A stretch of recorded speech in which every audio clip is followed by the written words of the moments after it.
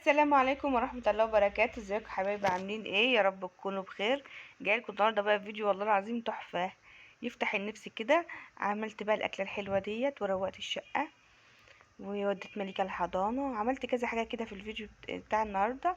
كملوا بقى الفيديو للاخر عشان نشوف بقى عملنا الحاجات الحلوة دي ازاي. ولسه مشتركش في القناة اول مرة يتفرج معايا على الفيديو على فيديوهاتي يعني، اتمنى منك ان انتوا تشتركوا في القناة وتفعلوا زر الجرس على الكل عشان كل حاجة بعملها لكم توصلكوا اول باول. سمي بقى كده بسم الله. قولوا في التعليقات كده مين بيحب الملوخيه. اول حاجه انا عملتها عشان تكون الصينيه دي كان فيها ملوخيه وفراخ وكده، بس انا مليكه بنتي كان زورها تعبها، فمش هتعرف تاكل ولا رز ولا ملوخيه وكده، مقريفه اصلا مش راضيه تاكل اي حاجه اي اكل. فقلت اول حاجه كده اعمل لها شويه لسان عصفور الاول خفاف كده عليها، ايه عشان يعني ايه، واحصل لها عليه كده ليمونه صغيره وخلاص. والاكل التاني دوت احنا نبقى ناكله احنا عشان هي زورها تعب. عايزاكم بقى تدعوا لها في التعليقات ربنا يشفيها عشان هي مناعتها ضعيفه جدا عامله زي الاطفال. ايه اللي انت بتعمليه ده يا ام مليكه؟ انت بتغسلي لسان عصفور؟ اه والله. انا الاول بحمره الاول بمعلقتين زيت ذره وبعد كده بغسله بالميه. بتغسليه بالميه؟ انا ما بعرفش اعمل لسان عصفور الا كده. لما بعمله يعني ما بغسلهوش وبحط عليه شوربه بحس انه دسم جدا.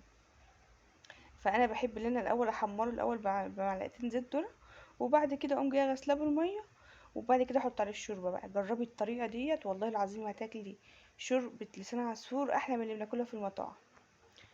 انا طلعت كده اقعد انا ومليكه الاول شويه كده فوق السطح. يا مليكه تعالي كده، ايه يمكن تفوق كده ولا تلعب ولا ترضى تاكل ولا هي كده وهي ايه وهي بتلعب. خدت لها الكوره وطلعنا ايه فوق السطح كده ايه لعبنا شويه. انا بقى قلت بلاش ايه كل مره اشرب شاي بلبن شاي بلبن. انا هعمل ايه شويه لبن كده صغيرين، كوبايه لبن كده ايه هحط عليها معلقه عسل. نشرب بقى ايه حاجات كده مغذيه. وديت دي ايه ديت بطاطا زي ما انتم شايفين بقى، دي بطاطا بالبشاميل. اللي عاجبه يعني اللي عايز الطريقه انا كنت عاملاها في فيديو ما هتلاقوه موجود على القناه بس قديم شويه. بجد احلى حاجه بحبها البطاطا اللي بالبشاميل دي. ويا سلام بقى قرع عسل اليومين دول، والله بفكر اجيب قرع عسل واعمله لكم بالبشاميل.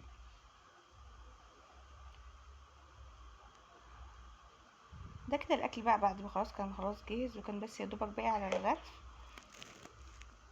اكتبوا لي بقى في التعليقات مين بقى بيحب الملوخيه ومين بيحب البتنجان المقلي كده وبتحط فيه من جواه شطه حمرا كده، الحاجات اللي بتفتح النفس ديت. شايفين عامل ازاي؟ انا بحب البتنجان المقلي جدا جدا جدا.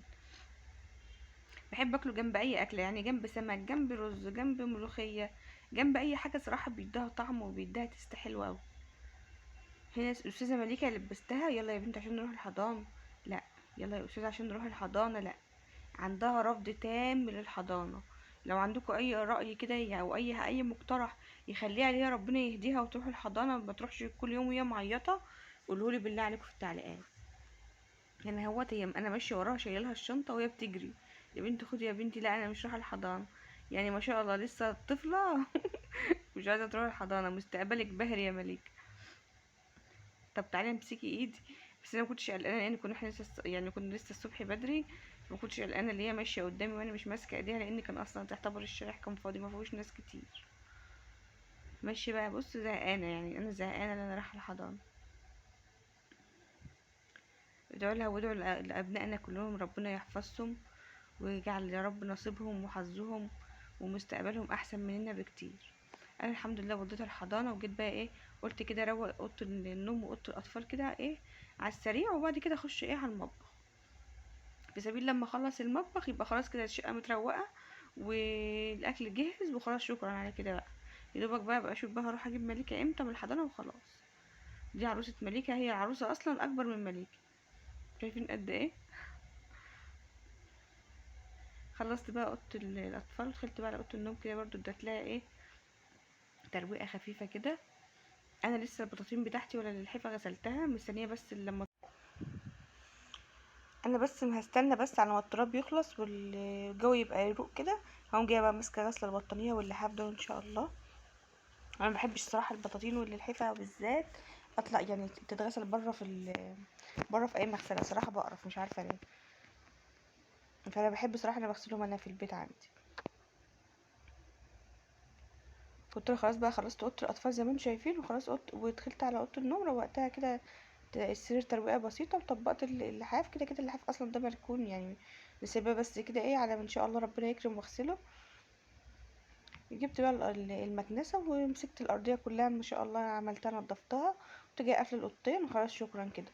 انا بحب يعني ايه ننجز كده، يعني مش هخلي طول اليوم بقى اطبخ واروق واغسل لا، نحاول ايه ننجز كده في الانجاز يعني. بس كده اصلا ما شاء الله الدنيا نضيفه. انا كنت بس بمشي المكنسه كده عشان لو في اي تراب، في اي حاجه واقعه، الدنيا تبقى ايه، الدنيا ما تبقاش الدنيا يعني ايه مش نضيفه قوي. زي ما انتم شايفين اهوت بقى. إيه، حطيت ميه تغلي عشان ايه، عشان يعني الصدر الفرخه دوت انا قطعته على نصين عشان هسلقه، وبعد كده هحمره بالفيجيتار بس وخلاص. يعني ايه، انا حبيت اللي ايه يعني اسلق الصدر دوت عشان اخد منه شرب اعمل منها ملوخيه.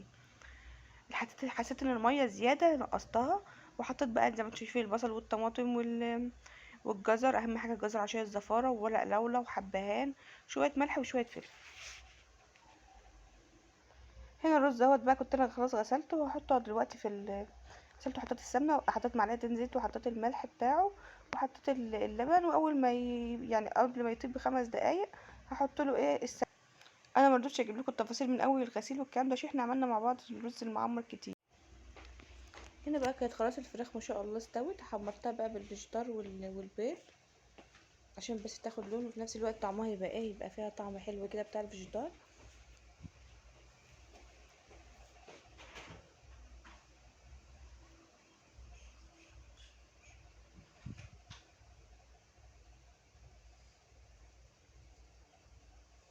حبيت بس لا ايه ادي كل الجوانب بتاعه الصدر بتاع الفرخه يبقى كله واخد اللون بتاعه.